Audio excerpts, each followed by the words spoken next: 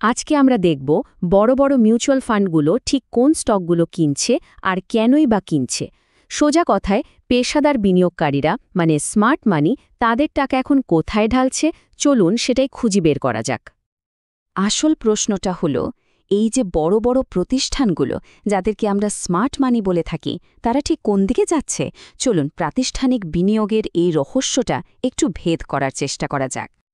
তো আমাদের আজকের লক্ষ্যটা খুব পরিষ্কার। আমরা এমন ৩টি কোম্পানিকে খুঁটিয়ে দেখব যেগুলোর ওপর বড় বড় ফান্ডগুলোর আগ্রহ গত ১ বছরে অসাধারণভাবে বেড়েছে। আচ্ছা, চলুন তাহলে আর দেরি না করে গভীরে যাওয়া যাক। আমাদের তালিকার প্রথম কোম্পানি হল অফিস স্পেস। এটা একটা ফ্লেক্সিবল ওয়ার্কস্পেস কোম্পানি। চলুন দেখি বড় ফান্ডগুলো কেন এর পেছনে ছুটছে।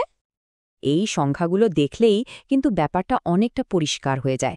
ভাবুন একবার, মাত্র ১ বছরের কিছু বেশি সময়ে মিউচুয়াল ফান্ডগুলোর অংশীদারিত্ব ১৩.৫% থেকে বেড়ে প্রায় ৩ গুণ হয়ে ৪১%-এরও বেশি হয়ে গেছে।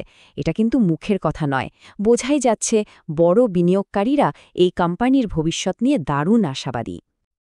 এবার যদি কোম্পানির পারফরম্যান্সের দিকে তাকাই, তাহলে এই আস্থার কারণটা আরও পরিষ্কার হয়ে যাবে। গত ৪ বছরে কোম্পানির সেলস মানে বিক্রি প্রতি বছর গড়ে ৬১% হারে বেড়েছে। শুধু তাই নয়, এর পরিচালন কার্যক্রম থেকে যে ক্যাশ ফ্লো বা নগদ টাকা আসছে, সেটাও প্রতি বছর গড়ে ৬০% হারে বৃদ্ধি পেয়েছে। এটা একটা খুবই শক্তিশালী পারফরম্যান্সের লক্ষণ।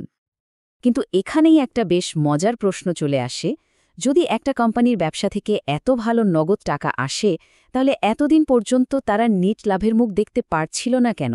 এটাই হলো এই কেস স্টাডির আসল রহস্য। এর উত্তরটা আসলে লুকিয়ে আছে কোম্পানির বিজনেস বাড়ানোর কৌশলের মধ্যে। এক, নতুন নতুন অফিস খোলার জন্য কোম্পানি প্রচুর টাকা ধার করেছে, যার ফলে তাদের সুদের খরচ বা ফাইন্যান্স কস্ট অনেক বেশি।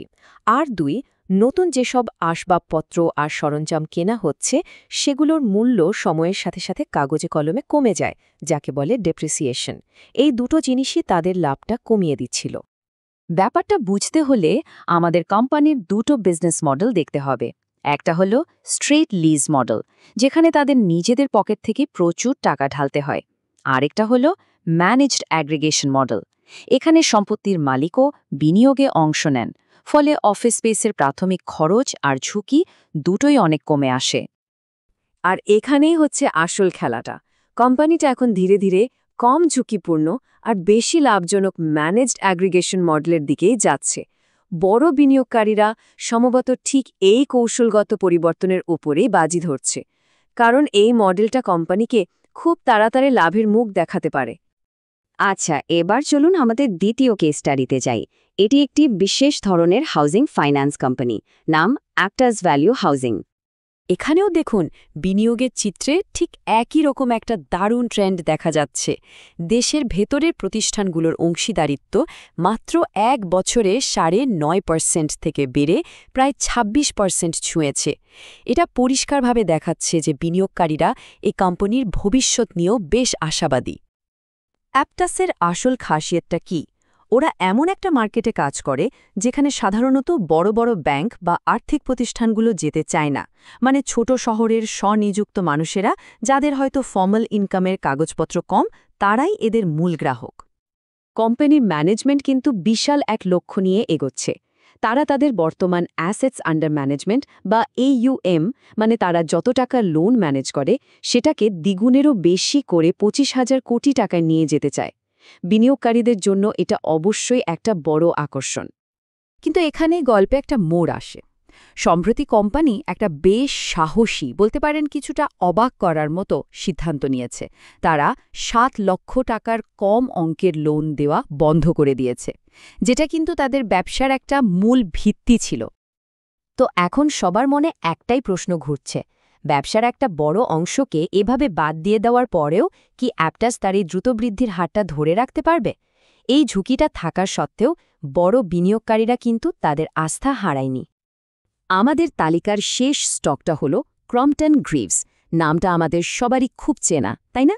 কিন্তু এর গল্পটা এখন একটা দারুণ টার্ন অ্যারাউন্ডের, মানে ঘুরে দাঁড়ানোর গল্প হয়ে উঠছে।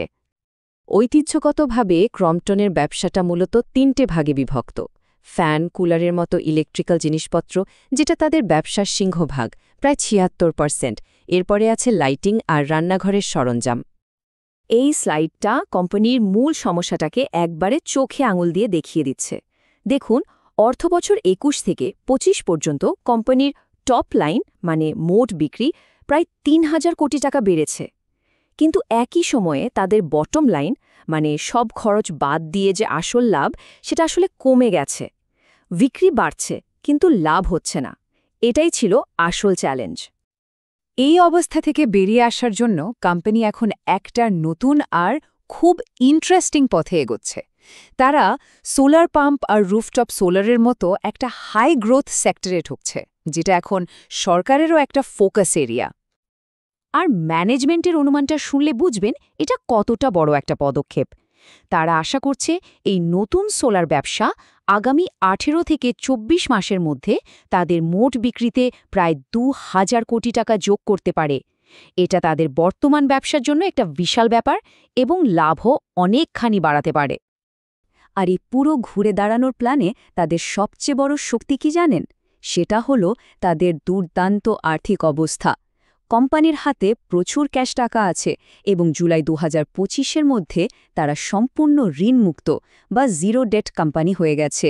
এই আর্থিক শক্তিটাই তাদের কোনো চাপ ছাড়া নতুন খাতে বিনিয়োগ করার সাহস যোগাচ্ছে। তাহলে এই ৩টে আলাদা আলাদা কোম্পানি থেকে আমরা আসলে কি বুঝতে পারলাম? চলুন পুরো বিষয়টা একবার গুছিয়ে নেওয়া যাক। দেখুন, আমরা কিন্তু এখানে ৩টে একদম আলাদা ধরনের বিনিয়োগের গল্প দেখলাম। অফিস স্পেস হলো একটা বিজনেস মডেল পরিবর্তনের গল্প, অ্যাপটাস হলো একটা হাই গ্রোথ বা দ্রুত বেড়ে ওঠা কোম্পানির গল্প, যেটা একটা নতুন চ্যালেঞ্জের মুখে পড়েছে, আর ক্রম্পটন গ্রিভস হলো একটা আর্থিকভাবে শক্তিশালী কোম্পানির নতুন খাতে গিয়ে ঘুরে দাঁড়ানোর গল্প। আসলে প্রত্যেকটা বড় বিনিয়োগের পেছনেই কিন্তু এরকম একটা পরিবর্তনের গল্প লুকিয়ে থাকে। এখন প্রশ্ন হলো, এই যে ৩টে বৃদ্ধির গল্প আমরা শুনলাম, এর মধ্যে কোন গল্পটার সবচেয়ে বেশি নম্বিকা যোগাচ্ছে? কোনটির ভবিষ্যৎ সম্ভাবনা সবচেয়ে উজ্জ্বল বলে মনে হচ্ছে?